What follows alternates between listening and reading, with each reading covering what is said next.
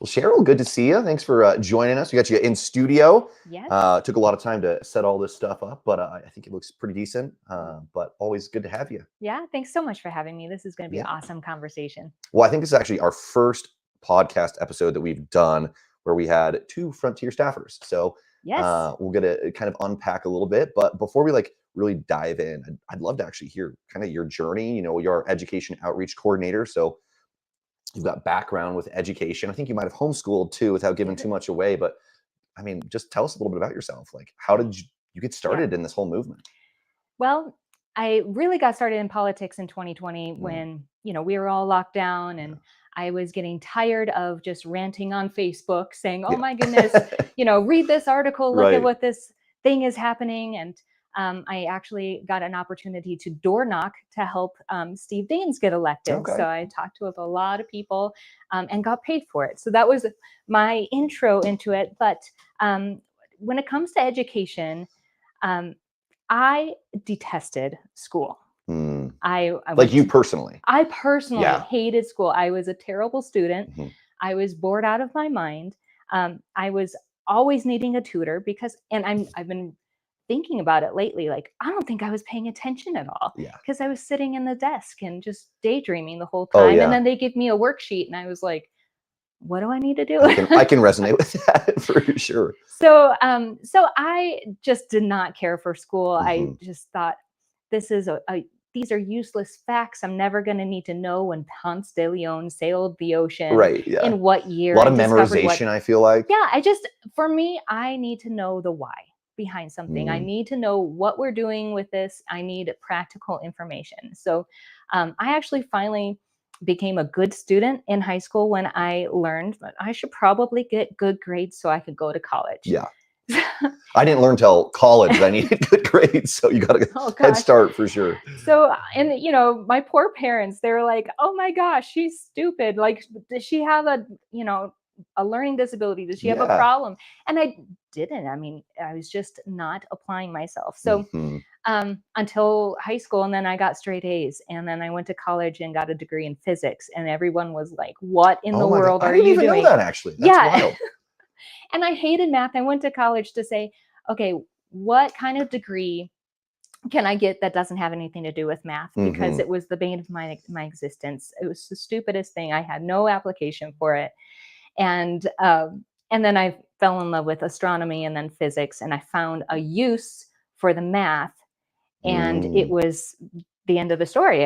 I went barreling forward. That's so interesting. So it really was the why. It was the why. You got the background there, and then it kind of opened up your mind of like, oh, I can apply this. It seemed interesting. I thought it was the coolest thing that you could determine when you throw a baseball at a person and they hit it with a ball with a bat, the angle that you hit it at, the speed at which it's going to go flying through the air, how high and how far and at what angle and at what speed is going to hit the ground. I was blown away. I thought that was the coolest thing ever. And that's the usage for math. So rush forward a little bit. I started having kids. I read this great book called Dumbing Us Down about the public school system by John Taylor Gatto. He was a 2-time winner of the New York Teacher of the Year Award. Okay. And he was given the charge of helping students who were at risk of dropping out to succeed. And so he was given the full, all the stops were pulled out. They said, just do whatever it takes to get these kids to engage and to learn. And so he changed the whole system. He's like, why are we sitting here? 40 minutes, bell rings, change the subject. And he started getting those kids to apply learning and got job applications. And so did a more hands-on approach of, applying the stuff that they are learning to their jobs and helping them succeed. And that was the first time I learned about homeschooling. Because he said, at the end of the day, we're not serving our kids properly by having them in this very strict structure. And they're not connecting the dots on how to apply it and extending it out. So homeschooling was on my radar, but I never wanted to be a teacher. And so I was like, I don't know if this is going to be great for me. But I just kept it as an option. So Rush forward a little bit more, kids are getting into school. We did a couple years of public school. We did a charter school while we lived in Colorado, Okay, I went to which charter was schools as super well. Yeah. awesome. I loved it. I thought that the charter school model was so amazing. Uh-huh. They have all these very unique different schools where, for instance, the one that we went to was called, can I say it? I don't know, Rocky Mountain Yeah, I think you Classical can say it. Academy. Yeah. It's a great school in Colorado Springs. And they had the mission statement of creating productive, civic-oriented students, Oh, interesting. and developed and worked on character development. And I thought, how great for a school to partner with me as a mom to develop good moral character in my kids. Yeah. So that was fantastic. We moved back to Montana, public school again. And at the end of the day, the kids were in school for 7 hours a day, and we would have to do so much parenting on the back end at the end of the day to say, no, no, we don't say these words, or I don't, Right. you know, All the habits they picked all up the at habits school. they pick up. Plus, my older son was mortified when the entire classroom would get in trouble for the behavior of one child. So like collective punishment type thing. Collective punishment Mm. was so terrible. He's a really justice-oriented kid. Yeah. I'm a justice-oriented mom. Uh-huh. It's like, I don't know what to tell you, man. That's just, it's wrong. Right. So, so we decided to homeschool. We did a couple years of homeschooling and a couple years of public school. We kind of bounced back and forth, and that is kind of where we land into the modern day of me being this education outreach coordinator. Is I have tried a lot of different curriculum. I have utilized hybrid micro schools for my kids. We utilized a science tutor for high school science and chemistry, which was awesome. Yeah, that would be something I would need help with for sure too. And so we've pieced together their education, and all with certain goals of developing their morals and their character, and also giving the reason why, and helping them and guiding them, not to a cookie cutter approach of all kids go through this system and go to college and then what? Yeah. So, yeah. Okay. Well, it's quite the journey. It is. That's super exciting. So that kind of brings you to today, working at Frontier Institute. And so we've launched something called Ed Navigate. What is that? You want to unpack that a little bit? Like, what are we doing with that? Right. So, so Kendall Cotton, our president and CEO, he foresaw that we had passed some good school choice legislation in 2023. So we had 2 charter school laws and a special needs ESA law that was passed. And ESA stands for the Education Savings Account. Okay. So we can get into the nuts and bolts on this here down the road.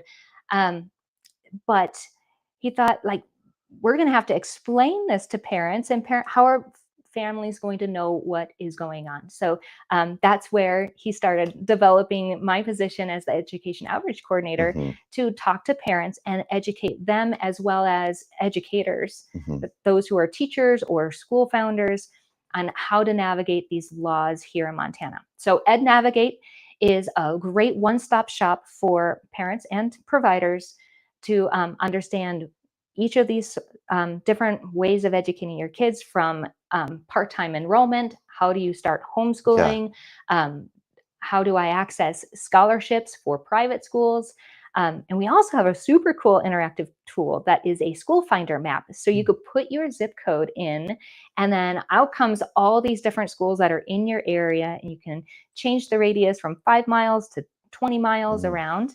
And then you can filter out public schools, so you're just looking for private schools, and also charter schools. So, and it's just focused on Montana, right? Just for Montana. Just for Montanans, which is, there's a lot of national orgs doing other things, but this one is specifically for Montana, which is like a huge benefit for kind of our focus. Frontier very much focused on Montana and what we can do here. So it sounds like you're working directly with parents as well. Absolutely, yeah. So I do free one-on-one consultations with parents and providers, people who are thinking about starting a school. And I've talked to probably 150 parents since launching just over a year ago, helping them navigate these laws. And most of those people are, hey, I'm thinking about homeschooling. What do I need to do?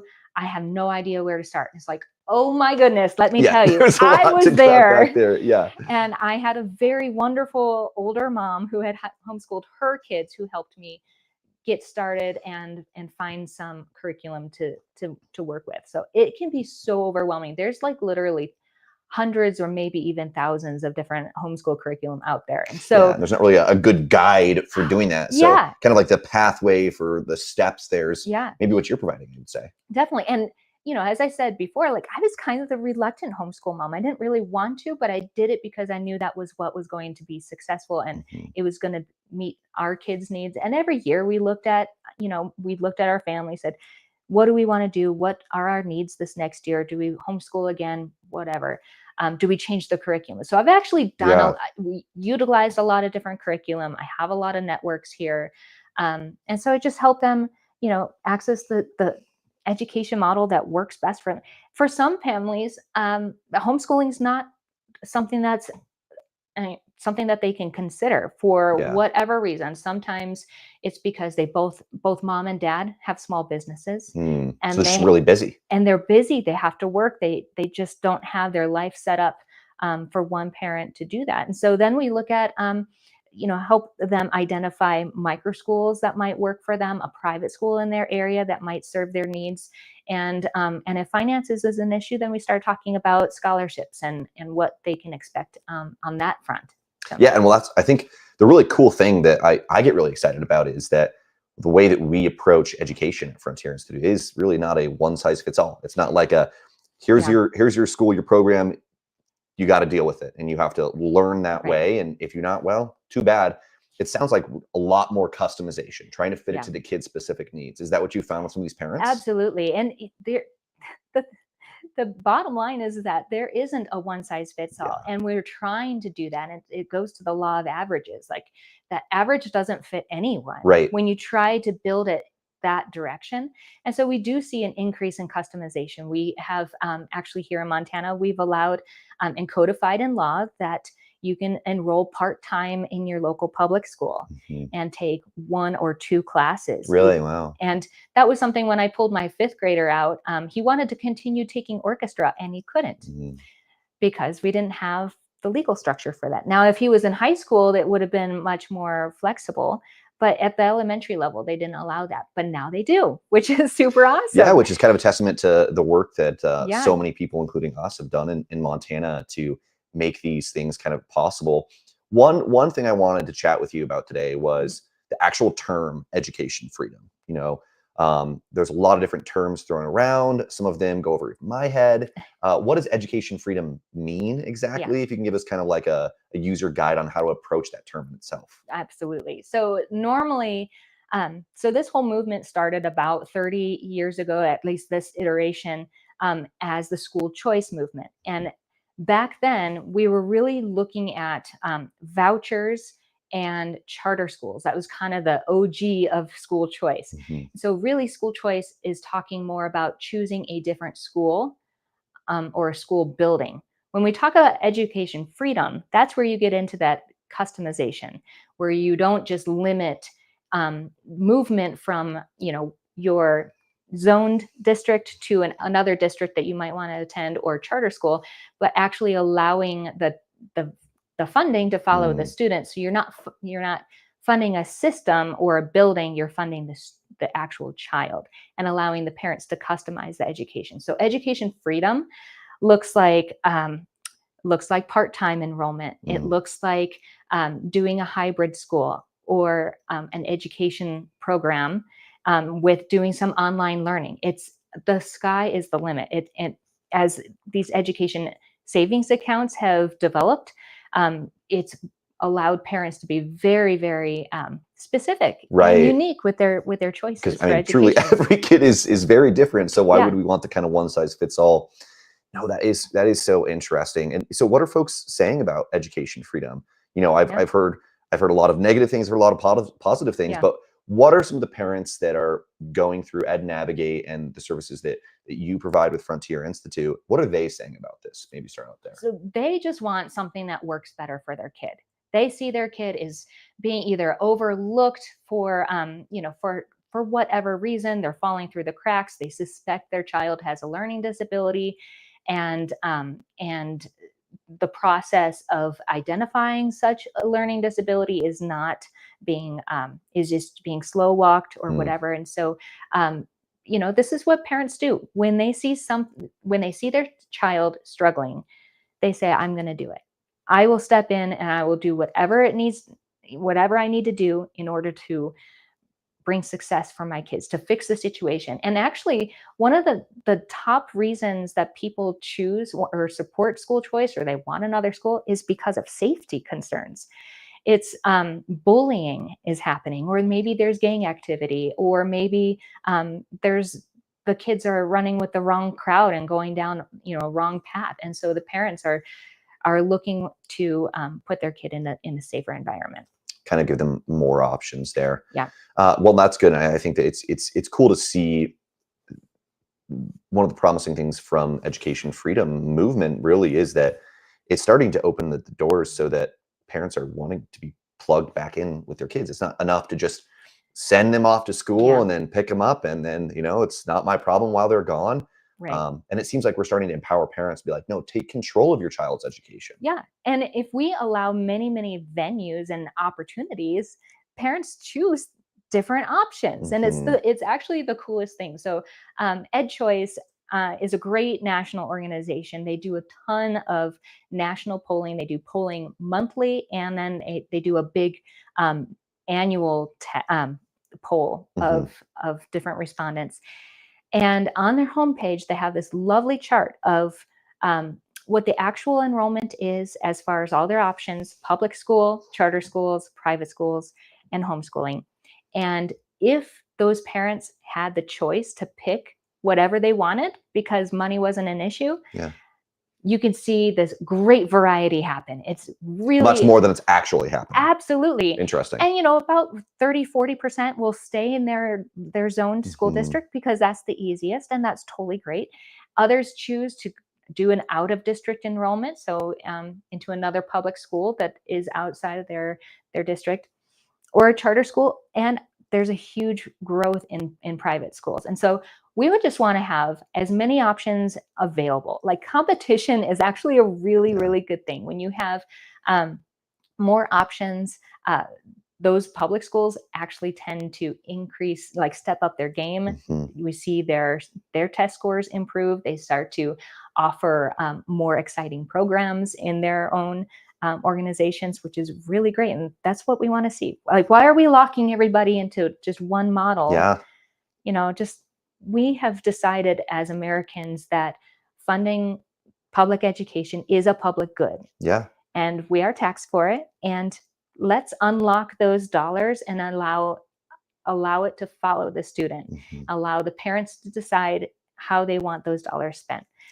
Well, Yeah. that maybe actually brings up another question I'd have for you would be, well, what's the current, you're doing a great job of casting the vision forward, saying we should follow Mhm. the student. What is the current model like if it's not following the student? Right. So the current model is we have a very cumbersome and complicated I've funding heard, model here in yeah. Montana. We're actually not, we're kind of an anomaly the way that we do our funding Mhm. system here.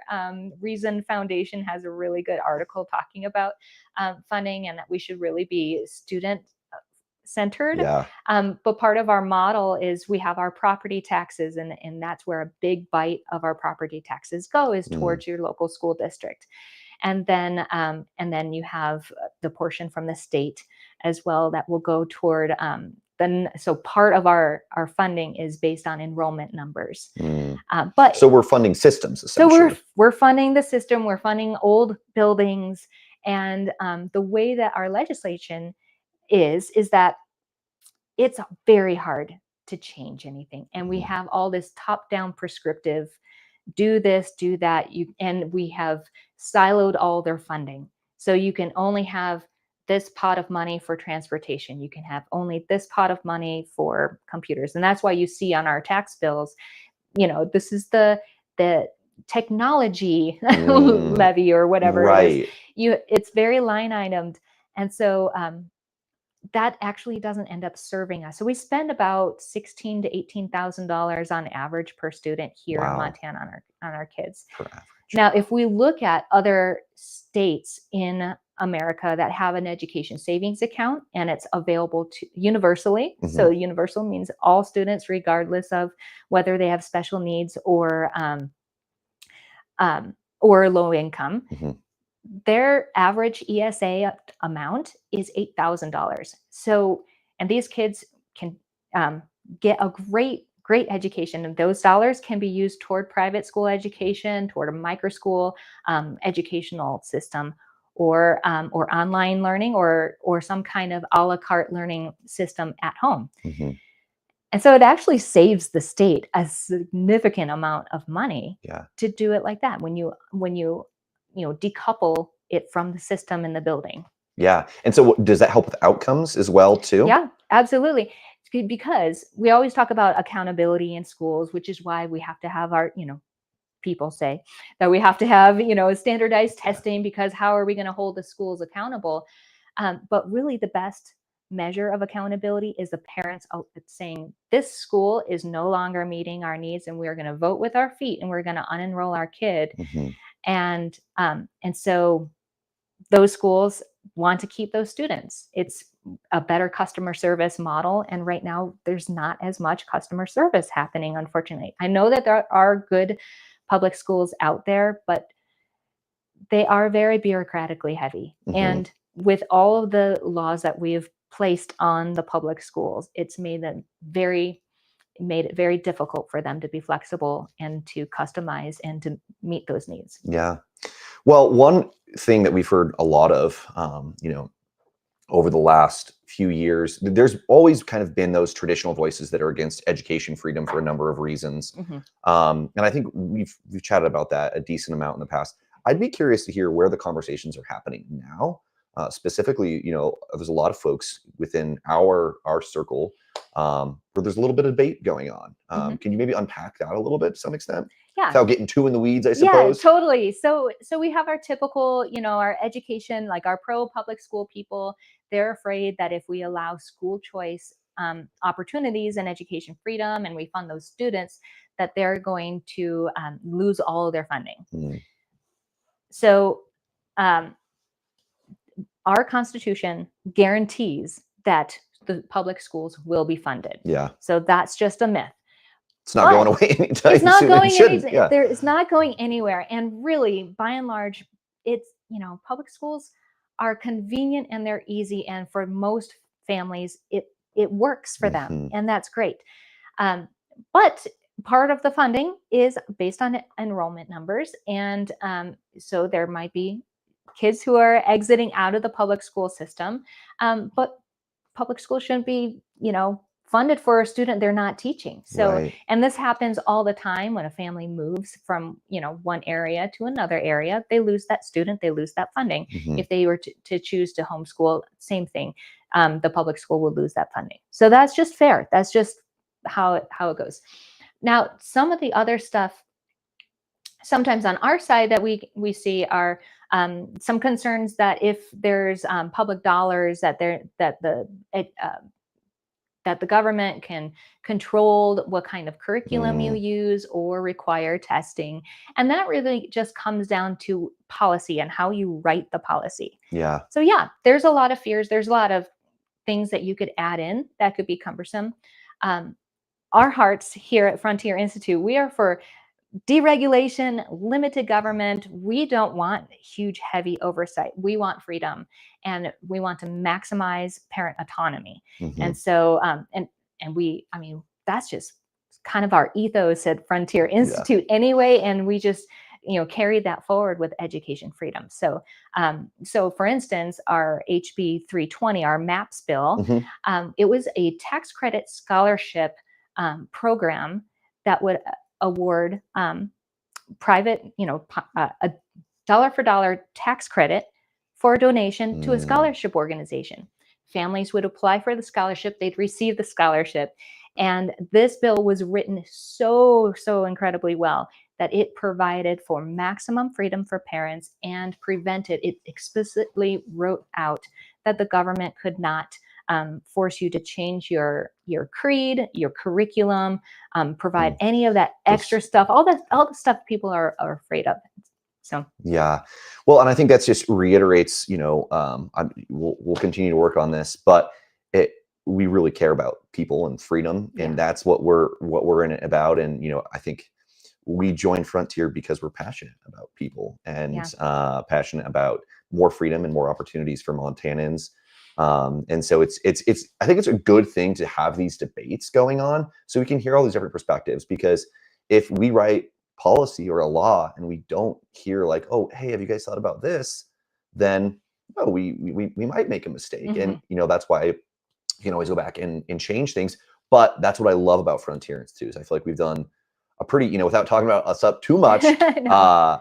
we do want to hear those critiques, and we do want to be able to kind of tackle those things head on and listen to those critiques and say, okay, that actually might be a good point. Maybe we should Yeah. think about that. And I know that's something that we'll continue to do going forward. But something that you said made me kind of want to ask about this was what's the difference that really to get into the meat here, the Mhm. difference between an appropriation and a tax credit, because that Yes. seems to be the big conversation, especially when it comes to some of these folks that are opposed to school choice in general or educational Yeah. freedom.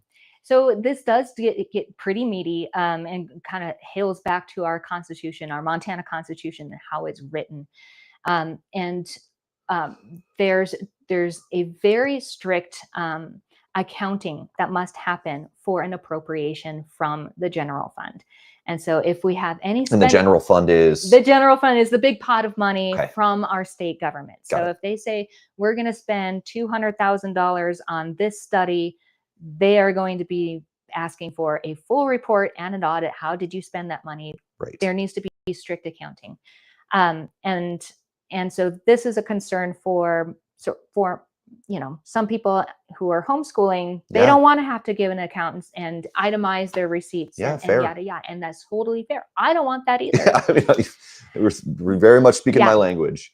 So a tax credit is a different sort of way of providing funding for a school choice program, and we do have the Big Sky Tax Credit Scholarship Fund, which has been in operation and actually went all the way up to the U.S. Supreme Court, Mm. because there was lawsuit. And won't quite get into the nitty gritty of it, but the Department of Revenue said that this tax credit isn't a appropriation. So therefore, they were trying to bring extra rulemaking authority so that Mm. the scholarship could not be used at a private school, Right. at a religious school, I Hmm. should say. And so I just have this to read from Yeah. you Please do. from that Espinoza case, in the U.S. Supreme Court ruling that non-refundable tax credits simply do not involve the expenditure of money that the state has in its treasury. They concern money that is not in the treasury and is not subject to expenditure. And then it goes on to say that the court concludes that the term appropriation used in Article 5, Section 11.5, and in Article 10, Section 6.1 does not encompass tax credits. Hmm. And so tax credits is actually a way, those dollars stay private. So Yeah, the government never touches them. If it we were never to goes shorten that into the, down to the most simple yes, thing, government never touches it. it doesn't. So it's private dollars.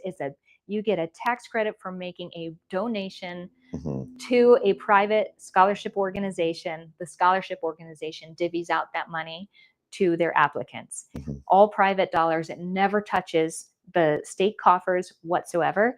And so they're not appropriations. Right. And so that is our safest, most surefire way to keep the government out of our Hmm. education.